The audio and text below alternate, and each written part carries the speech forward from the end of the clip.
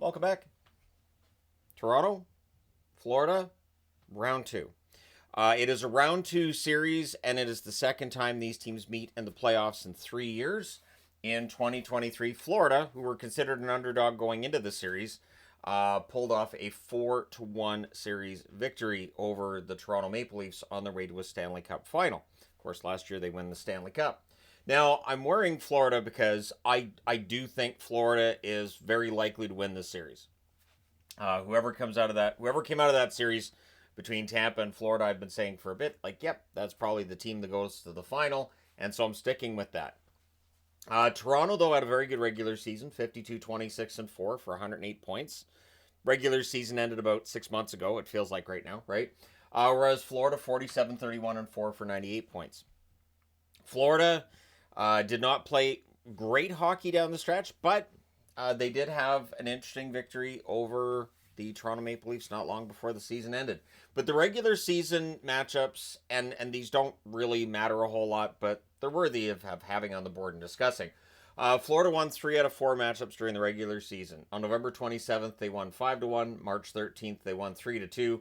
April 2nd, the Toronto Maple Leafs won 3-2, and then April 8th, Florida won 3-1. That game had 6 penalty minutes in it. So this is definitely going to be a series where we see more than 6 penalty minutes in a game. For the Toronto Maple Leafs, getting out of the first round and getting past Ottawa is only the first step. If Toronto was to lose against Florida, and if it's really lopsided, then it doesn't change any of the narratives. And that's where I actually kind of feel sort of bad for Toronto a little bit, in that getting to the second round doesn't necessarily increase that respect level, because if Florida steamrolls them, then people are going to say, well, yeah, they beat a young Ottawa team that's not ready yet. When they played against the Florida Panthers, we saw who the men and the boys were, and the men were the Florida Panthers, and the boys were the Leafs. So for the Leafs to turn this around and change that narrative, they're going to need production from top to bottom on this roster. So Nylander led the way in the first round, 6 games, 3 goals, 6 assists, 9 points. William Nylander had a very strong first round. Mitch Marner, 6 games, 1 goal, 7 assists, 8 points. Austin Matthews, 6 games, 2 goals, 5 assists, 7 points. And there's Tavares, 6 games, 3 goals, 2 assists, 5 points. And it is the old story, right? That is your core 4. They are the top 4 scorers for Toronto. And what I've talked about many times over the last, 4 or 5 years, is the depth scoring has at times been that issue for the Toronto Maple Leafs. Now, it's gotten better, I think, recently, but we'll see if that depth scoring shows up against Florida, who are going to be tough. Matthew Nye, 6 games, 3 goals in that first round. Morgan Riley, 6 games, 2 goals, 1 assist, 3 points. Max Pacioretty got bumped up in the lineup for that Game 6 against Ottawa, and it worked. 4 games for Pacioretty in these playoffs, 1 goal, 1 assist, 2 points. Ekman Larsson, former Florida Panther, 6 games, 2 goals in that first round. Scott Laughton had 2 assists in 6 games. Both Max Domi and Simone Benoit had 6 games played, 1 goal, 1 assist, 2 points. So staying healthy is important come playoff time, obviously, and getting consistent goaltending and getting consistent efforts from everybody's important as well. Stolarz, 4-2 in that first round, a .901 save percentage. Stolarz was fantastic in that series against Ottawa for the most part. He had one shaky game I remember in there, but outside of that, Stolarz has been very good. And of course, he was Florida's backup last year. So we have players with Stanley Cup rings from Florida who are trying to knock Florida out this year. So that's a good narrative. And then a few other players I want to talk about who are not in the top 11 in scoring. I had to go with top 11 because of the ties in the scoring. Tanev. Chris Tanev has to be the shot blocking machine we know that he can be and try to do it without getting hurt. Bobby McMahon did not have an overly productive first round, but prominent at times, a little snake bit. And Brandon Carlo, much like Tanev, going to have to play that defensive side and try to shut down a Florida team that Brandon Carlo would be very familiar with from his time in Boston as well.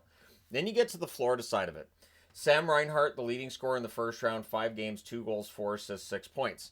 But one thing that's notable with Florida is there is no one go-to guy. Reinhart had a ridiculous start to the season. His scoring slowed down after that, and other players jumped in and picked up the slack, right? So you didn't even really hear anything about Reinhart's scoring dropping off. Bennett, 5 games, 3 goals, 2 assists, 5 points. Matthew Tkachuk, exact same totals as Sam Bennett. And we know they are going to be shift disturbers out there. Have to make sure I'm pronouncing every letter. But Barkov also 5 games, 1 goal, 4 assists, 5 points. Lusterinen had himself a game the last time out. 5 games, 1 goal, 4 assists, 5 points for a Tampa team that knocked out, or for a Florida team that knocked out Tampa in the first round in 5 games. So Florida a little more rested, just a little bit more rested than Toronto on this. Lindell, 5 games, 2 goals, 3 assists, 5 points. I've been a fan of Lindell's for quite some time now. Marchand, 4 assists in 5 games in Florida. Seems to be getting more and more comfortable with each passing game, which is bad news for Toronto. And Toronto fans are not exactly unfamiliar with Brad Marchand. And Marchand's not unfamiliar with the Toronto Maple Leafs. The PR around that usually goes really well. There's usually stuff for me to talk about in videos from what Marchand's been saying. And I assume that Marchand at some point over the next few days will talk about how great Toronto is and how he wouldn't be surprised if they knocked off Florida, similar to like last year when Boston was playing Toronto in the first round. Verhaeghe, 5 games, 2 goals, 1 assist, 3 points for him in that first round. Nate Schmidt had 3 goals in the 5 games, and Nate Schmidt, really strong first round for him. Seth Jones, a goal and an assist for 2 points, and Kulikov had 2 assists in 5 games in that first round. A lot of depth on the blue line, and their goaltender, Sergei Bobrovsky, 4-1 in that first round, 901 save percentage for him. He had a good first round. I think he can be better, and I would expect that he'll get better as the playoffs roll along. Other players worth mentioning, not in their top 11 scorers, Forsling. Gustav Forsling, one of the best defensive defensemen in the National Hockey League.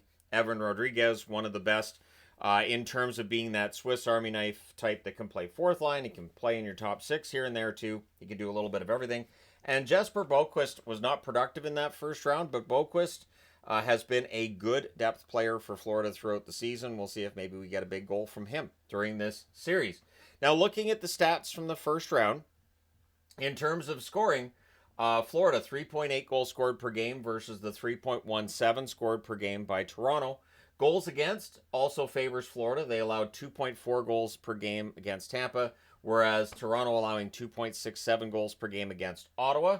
The power play favors Toronto, 35.3% versus the 25% that Florida had in that first round.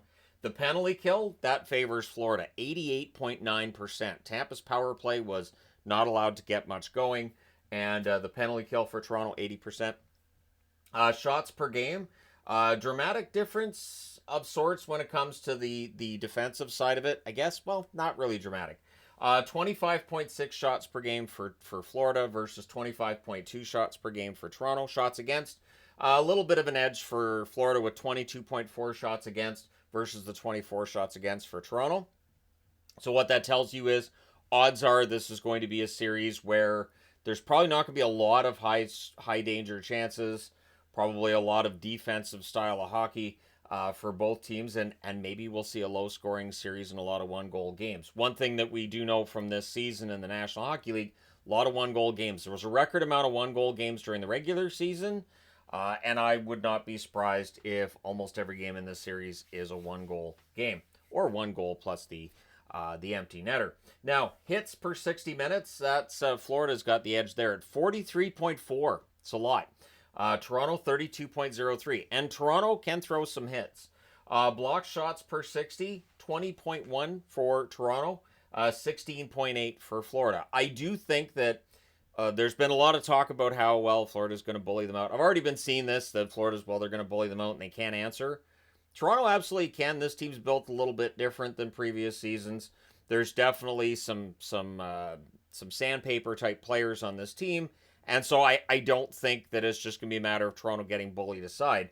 I'm wearing Florida because I just think with how Florida played in that first round, comparing it with Toronto, I just think Florida's playing better hockey right now. Leading after the first, Toronto 3-0 in these playoffs, Florida 2-0. But if they're leading after 2, both teams are 3-0. So get the lead and hold on to it is the plan that both teams have had thus far in these playoffs, and it's worked out for them. So scoring first, having that lead once you're after that first 20 minutes is going to be very important in this series.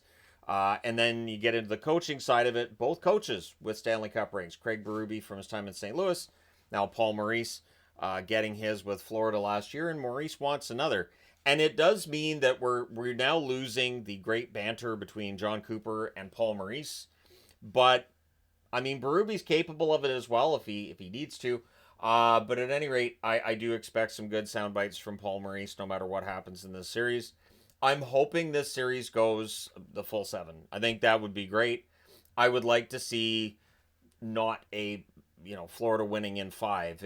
If Toronto could get this to 6 or 7, if Toronto could win this, that goes a long way to fixing their reputation. But they need to put up more of a fight than the last time out. And for Florida, they just want to keep rolling. So let me know your thoughts in the comment section below.